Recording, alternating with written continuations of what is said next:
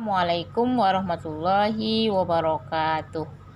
Apa kabar anak-anak ibu semua? Sehat kan? Mudah-mudahan anak-anak ibu semua selalu tetap sehat dan tetap semangat belajarnya. Anak-anak ibu, hari ini kita belajar pendidikan agama Islam dan budi pekerti. Lihat pelajaran kelima. Nah, sebelum kita mulai pelajaran, terlebih dahulu kita baca doa bersama. Doa mau belajar. Bismillahirrahmanirrahim.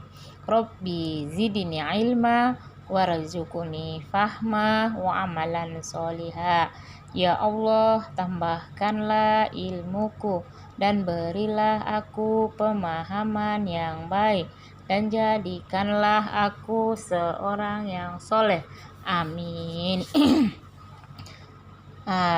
Sekarang kita sudah sampai ke pelajaran kelima, yaitu keteladanan Rasulullah Shallallahu Alaihi Wasallam dan sahabatnya.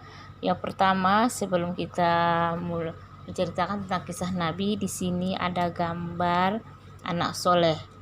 Gambar pertama, mencium tangan ayah dan bunda sebelum berangkat sekolah.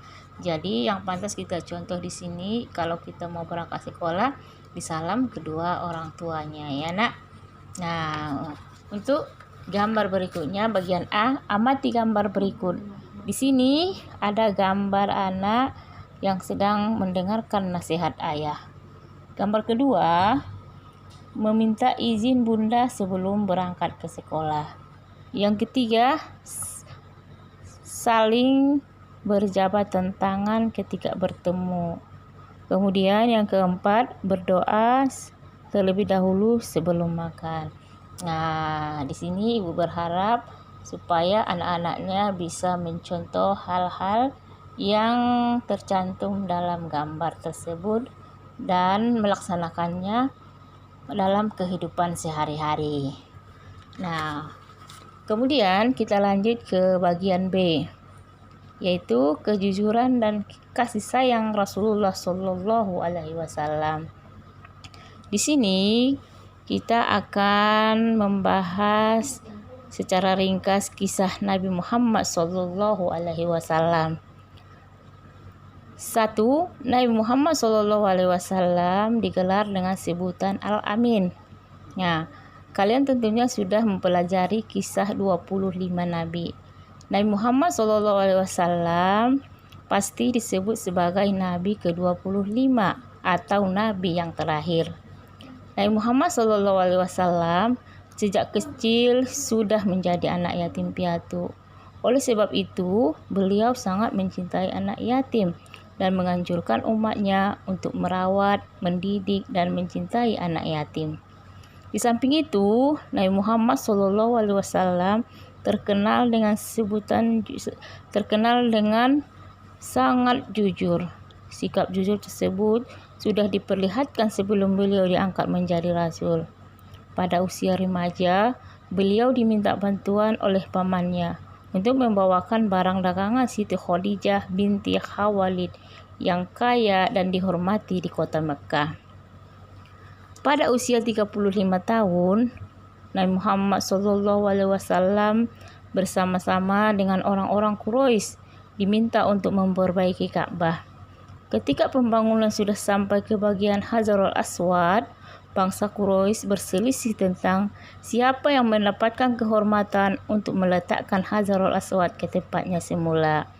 Pada akhirnya, mereka sepakat menunjukkan Nabi Muhammad SAW sebagai orang yang tepat untuk melakukan hal tersebut.